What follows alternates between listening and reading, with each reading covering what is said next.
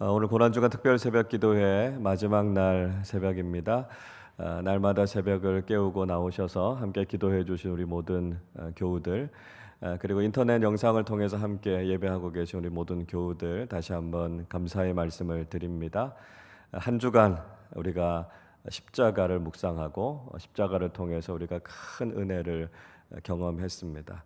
일생 살아가는 동안 십자가의 은혜와 능력 붙잡고 살아가는 우리 모든 교우들이 되실 수 있기를 바랍니다.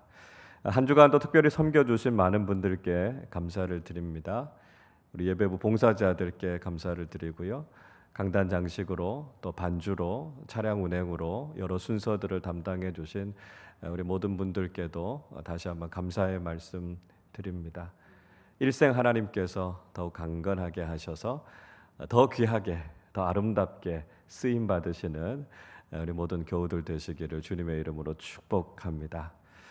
세상 살아가기 참 힘들고 어렵고 답답하고 세상은 더 어두워져 가고 있지만 십자가의 영광, 복음의 빛을 더욱 밝히 비추고 우리와 늘 함께 하시는 성령님과 함께 늘 믿음으로 승리하는 우리 모두가 되시기를 주님의 이름으로 축복합니다.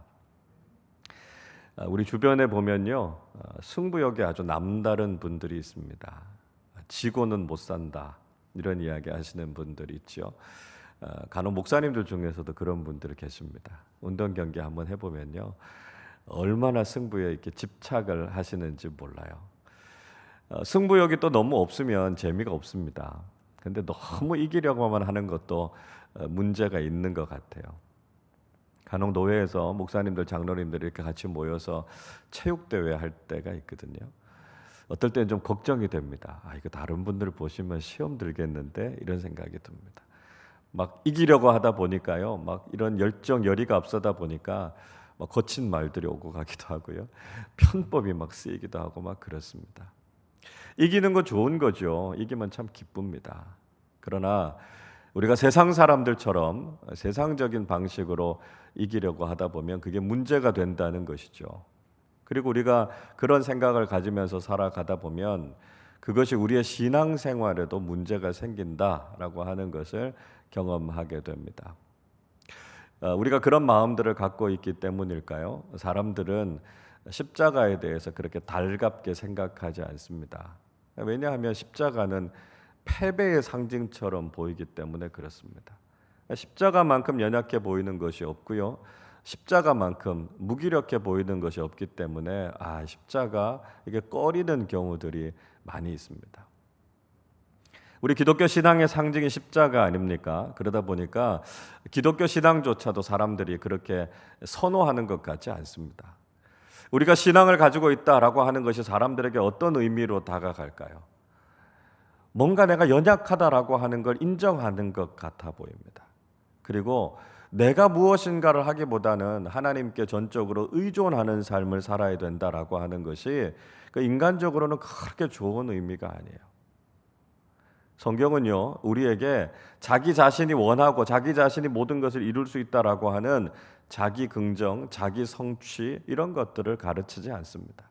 오히려 철저하게 자신을 비우고 자신을 부인해야 된다라고 하는 것을 이야기하고 있지 않습니까? 그러니까 십자가를 따라가는 그리스도인의 삶이라고 하는 것이 세상 사람들에게는 별로 매력적으로 다가오지 않는다라고 하는 것이죠. 그런데 오늘 사도 바울은 본문의 말씀을 통해서 아주 놀라운 사실을 우리에게 이야기해 주고 있습니다. 자, 오늘 본문의 말씀을 우리 한 번 더 같이 읽어보도록 하겠습니다. 통치자들과 권세들을 무력화하여 드러내어 구경거리로 삼으시고 십자가로 그들을 이기셨느니라. 자, 사도 바울이 오늘 무슨 이야기를 하고 있습니까? 십자가는요, 세상의 통치자들과 권력을 이기는 능력이다, 이렇게 말씀하고 있습니다. 십자가 앞에 서면 세상의 권력이 무력하게 보인다는 것입니다. 그래서 세상의 모든 권세를 이기는 능력이 바로 이 십자가에 있다라고 하는 것을 이야기하고 있습니다. 여러분, 정말 십자가가 세상의 모든 권력을 이기고 승리했을까요? 십자가의 복음은 늘 세상의 권력과 대항할 때가 많았습니다.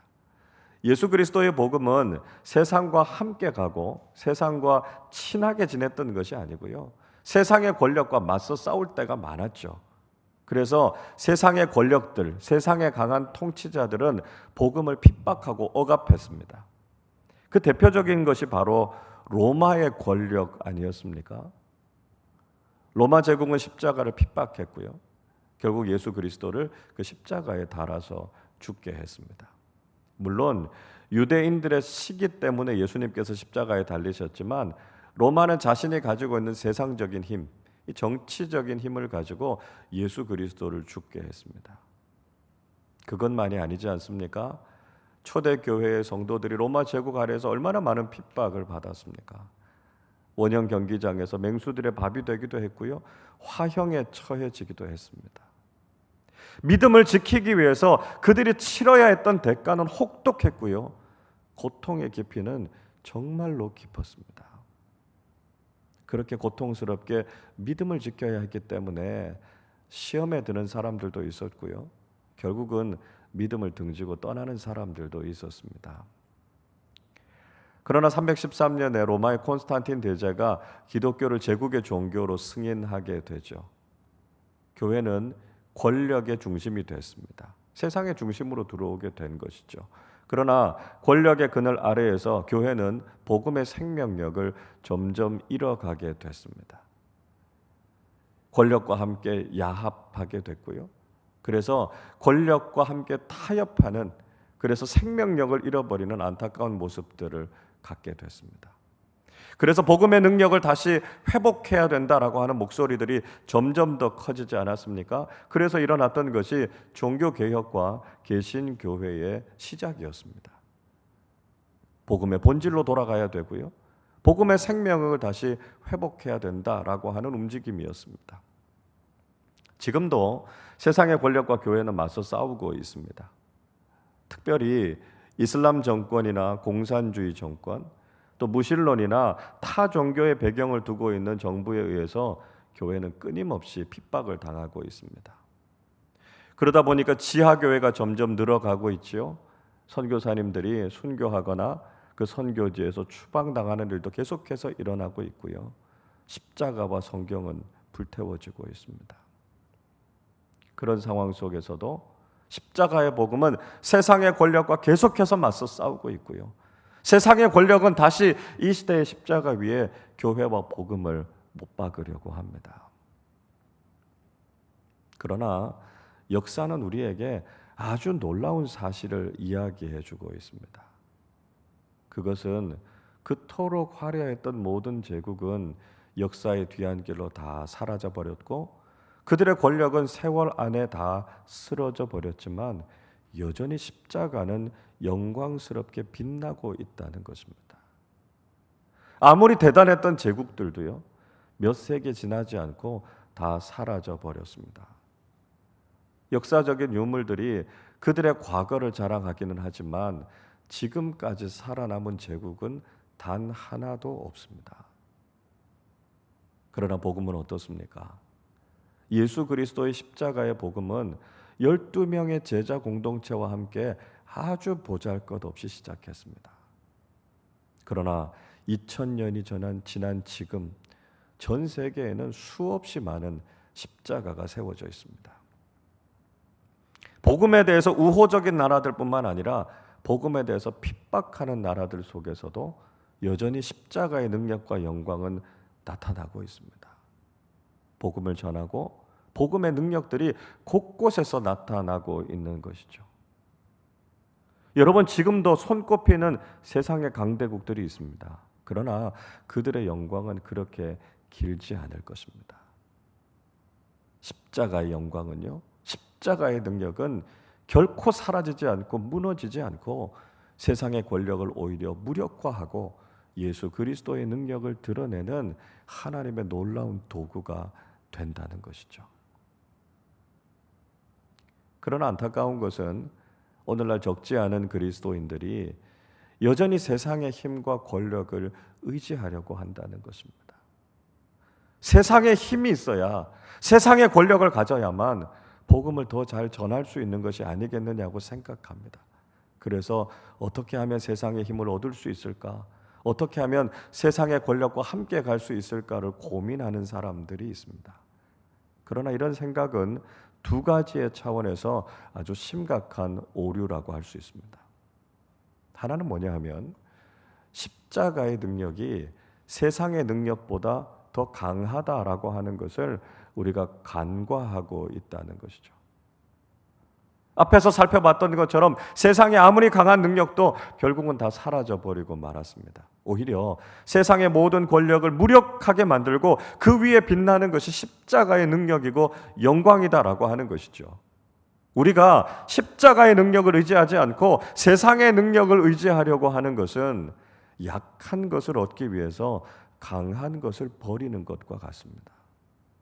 여러분, 이게 얼마나 어리석은 것입니까? 우리는 한없이 강한 십자가의 능력을 알고 있음에도 불구하고 우리가 세상의 권력을 의지하려고 한다는 것은 참 미련하고 어리석은 것입니다. 십자가는 가장 강한 능력입니다. 여러분, 우리가 세상의 능력으로는요, 세상을 이길 수 없습니다. 오직 세상을 이기신 십자가의 능력만 의지할 때 우리는 참된 승리를 경험하게 될 수 있다는 것이죠. 오늘날 교회가 연약해져 가고 세상 속에서 무기력해져 있는 것은 세상의 힘과 권력을 갖고 있지 않기 때문이 아닙니다. 우리가 십자가의 능력을 잃어버렸고요, 복음의 생명력을 잃어버렸기 때문이죠. 지금 우리에게 필요한 것은 바로 그 십자가의 능력을 회복하는 것이다 하는 것을 기억해야 된다는 것이죠. 다른 하나는요, 십자가의 능력이 세상의 권력과 충돌한다라고 하는 사실을 간과한 겁니다. 앞에서 말씀드린 것처럼 세상의 권력은 교회에 대해서 결코 우호적이지 않았습니다. 교회를 핍박하는 일들을 서슴지 않고 했다는 것이죠. 왜 그렇습니까? 세상의 권력이 사탄의 손 안에 있기 때문이다 말씀하고 있습니다. 에베소서 2장 2절은 이렇게 말씀하죠. 그때의 너희는 그 가운데서 행하여 이 세상 풍조를 따르고 공중의 권세 잡은 자를 따랐으니 곧 지금 불순종의 아들들 가운데서 역사하는 영이라 말씀합니다. 과거의 우리의 모습은요, 어둠의 세력들, 세상의 권력을 뒤따라가던 모습이었다고요. 근데 그 권력은 누구 아래에 있습니까? 불순종의 아들들 가운데 역사하는 영, 즉 사탄의 손 안에 있다는 것이죠. 그래서 세상의 권력은 사단의 손 안에 있고요, 그래서 십자가의 능력과는 부딪힐 수밖에 없다고요. 그래서 우리가 그 능력을 가지고는 세상의 권세를 의지해서는 세상과 맞서 싸워 이길 수 없다는 것입니다. 그러면 여러분, 우리가 어떻게 해야 되겠습니까? 우리는 세상의 능력을 의지하는 것이 아니라 십자가의 능력을 의지하면서 살아야 된다는 것입니다. 오직 십자가의 능력이 우리에게 참된 승리를 준다는 것을 알고 그 승리를 바라보면서 살아야 된다라고 하는 것이죠. 여러분, 우리가 세상의 능력, 세상의 방식으로는 세상을 이길 수 없습니다. 왜냐하면 세상에서는 사탄이 승자이기 때문에 그렇습니다. 우리가 세상과 맞서 싸워 이기기 위해서는 세상이 알지 못하는 비밀 무기를 가지고 싸워야 한다는 것이죠. 그게 무엇입니까? 그게 바로 십자가입니다. 사탄은 십자가를 얕봤습니다. 예수님께서 십자가에 못 박혀 죽으실 때 자신의 승리를 확신했습니다. 그러나 예수님께서는 죽음의 권세를 깨뜨리고 일어나셔서 부활의 승리를 우리에게 말씀해 주셨습니다. 십자가야말로 세상의 모든 권세를 깨뜨리고 우리에게 참된 승리를 주시는 하나님의 귀한 선물임을 우리에게 깨닫게 해 주신 것이죠. 지금 교회와 그리스도인들은 패배의식에 빠져 있습니다. 그리스도인들의 숫자는 점점 줄어가고 있고요, 세상은 교회를 비난하고 공격하고 있습니다. 벌써 3년째 이어지고 있는 이 코로나 상황 속에서 문을 닫을 위기에 처해 있는 교회들이 많이 있습니다. 외형적인 문제만이 아니지 않습니까? 그저 교인의 숫자가 줄어들고 외적인 위기가 있다라고 하는 것만이 문제가 아니라 오늘날 교회가 영적인 능력, 복음의 능력을 잃어가고 있다라고 하는 것이 보다 더 본질적인 문제입니다. 십자가는 세상 주변으로 밀려나 버렸고요. 교회는 작은 일들 하나 하는 것도 힘겨워하고 있습니다. 놀라운 능력으로 세상을 변화시키는 복음의 공동체가 되어야 할 텐데 세상의 다른 기관들처럼 영적인 능력을 잃어버리고 그저 세상 속에서 미미한 영향력만 미치고 있을 뿐이라는 것이죠. 교회가 이런 위기 가운데 있는 상황 속에서 세상의 권력, 세상의 능력도 교회에 대해서 그렇게 우호적이지 않을 것입니다. 여러분, 그 어떤 정부가 들어선다고 할지라도 교회를 응원해 줄 것이다. 여러분, 그렇게 기대하지 마시기를 바랍니다. 세상의 권력은 항상 사탄과 결탁했고요. 교회가 나아가는 앞길을 막았습니다. 그들이 세상적인 유익을 위해서 교회에 손을 내밀지는 모르지만 그들이 교회가 나아가는 꽃길을 약속해 주지는 않을 것입니다. 그러나 여러분, 저는 분명히 믿습니다. 교회는 반드시 승리할 것입니다. 이것이 주님께서 우리에게 주신 약속의 말씀입니다. 세상의 권력이, 세상의 도전이 아무리 크고 무섭다 할지라도 믿음의 공동체인 교회는 반드시 믿음으로 승리하게 될 것입니다. 주님께서 마태복음 16장 18절에서 우리에게 분명히 약속해 주시지 않으셨습니까? 또 내가 네게 이르노니 너는 베드로라. 내가 이 반석 위에 내 교회를 세우리니 음부의 권세가 이기지 못하리라. 여러분, 그렇습니다. 주님께서 믿음의 반석 위에 주님의 교회를 세우셨습니다. 그리고 아무리 악의 세력들과 음부의 권세가 교회를 무너뜨리려 한다 할지라도 교회는 결코 무너지지 않고 주님께서 주시는 참된 승리를 경험하게 될 줄로 믿습니다.